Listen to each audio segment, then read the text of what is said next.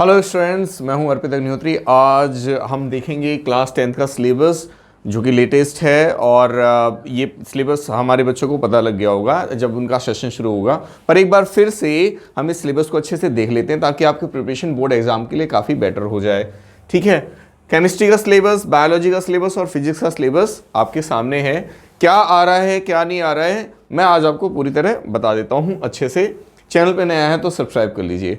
Okay dear students, आपका syllabus जो कि केमिस्ट्री का सिलेबस है, पहला चैप्टर है केमिकल रिएक्शन एंड इक्वेशन, दूसरा चैप्टर है एसिड बेस एंड सॉल्ट, तीसरा चैप्टर है मेटल एंड नॉन मेटल, चौथा चैप्टर है कार्बन एंड इट्स कंपाउंड और पांचवा चैप्टर है क्लासिफिकेशन ऑफ एलिमेंट। तो इसमें से कौन सा चैप्टर नहीं आ रहा है या फिर कौन सा चैप्टर आ रहा है लेट मी टेल यू, मैं आपको बताता हूँ। सी चैप्टर नंबर 1, ये आपका पूरा का पूरा सिलेबस में इसमें कोई भी रिडक्शन नहीं हुआ है, इसमें कुछ भी इसको रिड्यूस नहीं किया गया है। Acid base and salt important chapter है। इसमें जो सॉल्ट वाला पोर्शन है ना बच्चे, बहुत ज़्यादा इंपॉर्टेंट है। जैसे ब्लीचिंग पाउडर, बेकिंग सोडा, इनके प्रिपरेशन और इनके यूजेस और इनकी केमिकल रिएक्शंस बहुत ज़्यादा इंपॉर्टेंट है। आप इसको अच्छे से जरूर प्रिपेयर करना, सॉल्ट्स वाला portion. Metal and non metal पूरा पूरा चैप्टर आ रहा है, इसमें कोई भी सिलेबस रिड्यूस नहीं किया गया है। Carbon and compound one of my favourite chapter, बहुत ही अच्छा चैप्टर है। अगर आप ये चैप्टर अच्छे से पढ़ते हैं तो आपको आप अगर 11th क्लास या 12th क्लास में फिजिक्स और केमिस्ट्री लेकर चलना चाहते हैं तो ये चैप्टर आप जरूर पढ़ना। हो सके तो 2 से 3 बार इस टॉपिक को अच्छे से फिनिश करना। कार्बन एंड कंपाउंड मैं कोशिश करूंगा कि इसका पूरा लेक्चर मैं वीडियो बनाकर इसका पूरा लेक्चर आपको सौंप दूं अच्छे से और आप अच्छे से इसकी प्रिपरेशन कर पाएँ। क्लासिफिकेशन ऑफ एलिमेंट, ये चैप्टर मैंने पढ़ा था, मुझे बहुत पसंद आया था, मेरे फेवरेट चैप्टर में से एक है।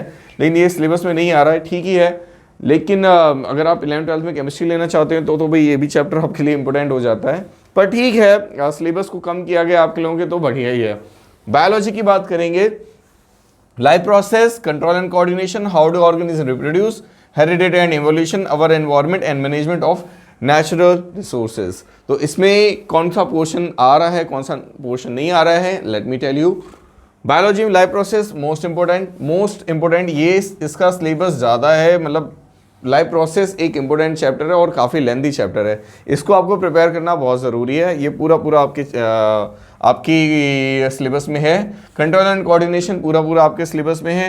हाउ डू ऑर्गेनिज्म रिप्रोड्यूस, इसमें मेल रिप्रोडक्टिव और फीमेल रिप्रोडक्टिव पार्ट्स के अच्छे से डायग्राम और उनके स्ट्रक्चर को, उनकी थ्योरी को अच्छे से समझ लीजिए, बहुत अच्छे क्वेश्चन पूछे जाते हैं। हेरिडिटी एंड इवोल्यूशन, ये इवोल्यूशन वाला पार्ट नहीं आ रहा है। लेटेस्ट एनसीईआरटी सीबीएसई ने पब्लिश की है, आप लेटेस्ट एनसीईआरटी में भी जाकर देख सकते हो। ये वाला इवोल्यूशन वाला पार्ट उन्होंने पूरा हटा दिया है। लेटेस्ट एनसीईआरटी अगर मार्केट में मिलेगी तो उसमें भी आपको मिल जाएगा। ओके, उसमें ये इवोल्यूशन वाला पार्ट नहीं मिलेगा, सिर्फ हेरिडिटी मिलेगा, इवोल्यूशन नहीं आ रहा। अवर एनवायरनमेंट एक बहुत इंपॉर्टेंट चैप्टर, राइट। इसमें एनवायरमेंटल फैक्टर्स और बायोडिग्रेडेबल, नॉन बायोडिग्रेडेबल ऐसी चीज़ें हम सीखते हैं जो कि बहुत इंपॉर्टेंट है। इसका सिलेबस भी इंपॉर्टेंट है। थ्योरी को लिखकर, बायोलॉजी का सिलेबस जो होता है ना थ्योरी, उसको लिख कर हमें प्रिपेयर करना पड़ता है। एकदम ऐसे ही प्रिपेयर नहीं हो जाता कि पढ़ के होता है, आई अंडरस्टैंड, पढ़ के भी होता है, लेकिन लिख कर अगर हम प्रिपेयर करते हैं तो चीज़ें एकदम प्रिसाइसली अच्छे से प्रिपेयर हो जाती हैं जो कि हमारे लिए इंपॉर्टेंट होती हैं। मैनेजमेंट ऑफ नेचुरल रिसोर्सेज, ये पूरा का पूरा सिलेबस रिड्यूस कर दिया गया है, ये पूरा का पूरा आपके सिलेबस में नहीं आ रहा है। तो अच्छी बात है कि वो चैप्टर थोड़ा लेंथी है, नहीं आ रहा है। ओके, बात करेंगे फिजिक्स की। समझ आ रहा है आप सभी को? नए आए हैं तो आप जानते हैं, चैनल को सब्सक्राइब कर दीजिए। ओके, इलेक्ट्रिसिटी, मैग्नेटिक इफेक्ट और लाइट, ह्यूमन आई और सोर्स ऑफ एनर्जी। तो जान लेते हैं कि इसमें कौन सा पोर्शन है जो कि काट दिया गया है, जो कि डिलीटेड है। इलेक्ट्रिसिटी पूरा बहुत अच्छा चैप्टर है, इंपॉर्टेंट है, पूरा का पूरा आपके सिलेबस में आ रहा है, इसमें कोई भी रिडक्शन नहीं है, कुछ भी नहीं काटा गया है।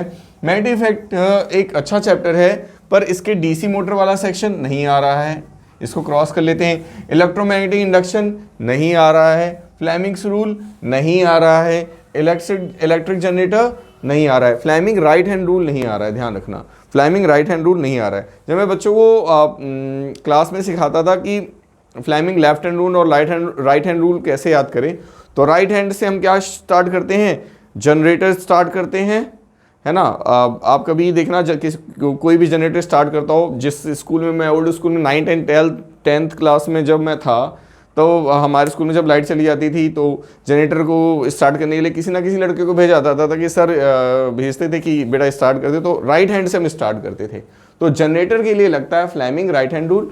और अगर मैं बात करूँ डायनेमो या जो जिससे इलेक्ट्रिसिटी बनती है लाइक इलेक्ट्रिक जनरेटर, तो उसमें लगता है फ्लेमिंग लेफ्ट हैंड रूल, यानी कि LHR। तो लेफ्ट हैंड रूल आप अच्छे से लर्न कर लेना, बहुत इंपॉर्टेंट है।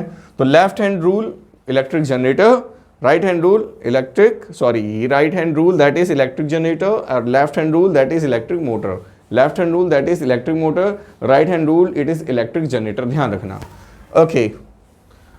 ओके, लाइट पूरा चैप्टर आ रहा है जिसमें रिफ्लेक्शन और रिफ्लेक्शन पूरा पोर्शन आ रहा है, रिफ्रैक्शन पूरा का पूरा आ रहा है, पूरा का पूरा पोर्शन आ रहा है। ओके, हाँ, ह्यूमन आई एंड कलरफुल, इसका एक पोर्शन ह्यूमन आई का जो नहीं आ रहा है। स्कैटरिंग ऑफ लाइट में डे एंड नाइट पूछा जाता है ना, कि डे में स्काई ब्लू दिखाई देता है, रात में क्यों नहीं दिखाई देता। तो स्कैटरिंग ऑफ लाइट का एक पोर्शन आपसे नहीं पूछा जाएगा, स्कैटरिंग ऑफ लाइट का फेनोमेना नहीं पूछा जाएगा। मतलब इसके और भी फेनोमेना है स्कैटरिंग ऑफ लाइट के, कि क्या फेनोमेना है, जो सन है वो उगते समय लाल दिखेगा, डूबते समय लाल दिखेगा, तो ये इसका फेनोमेना, ये तो पूछा जाएगा। डे एंड नाइट का फेनोमेना नहीं पूछा जाएगा आपसे, कि डे एंड नाइट क्यों होता है, डे एंड नाइट में आसमान डे में ब्लू दिखाई देता है, नाइट में ब्लू क्यों नहीं दिखाई देता, उसका रीजन आता है। स्कैटरिंग ऑफ लाइट ये नहीं पूछा जाएगा। सोर्स ऑफ एनर्जी नहीं आ रहा है, आपके सिलेबस में नहीं आ रहा है, ठीक है। मोस्ट इंपॉर्टेंट मैंने आपको ये सिलेबस के पॉइंट्स बता दिए हैं, इंपॉर्टेंट हैं, आप इनको अच्छे से नोट करें। आने वाले टाइम में आपको मेरे द्वारा वीडियोस मिल जाएंगे, मैं और भी वीडियोस अपलोड करूंगा जो कि आपके फिजिक्स से, मेनली फिजिक्स के पोर्शन से इंपॉर्टेंट होंगे। चैनल पे नया आया तो सब्सक्राइब कर दीजिए। Thank you students.